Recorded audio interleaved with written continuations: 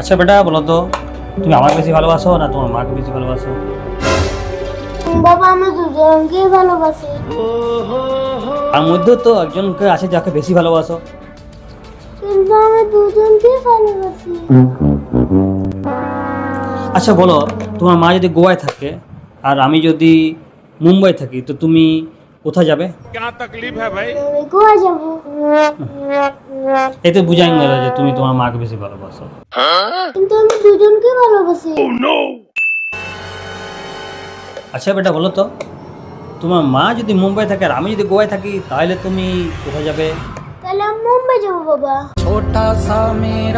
হাহ, তবে তো তুমি একদম প্রমাণ করে দিলে যে তুমি তোমার মাকে বেশি ভালোবাসো। কি করে বাবা?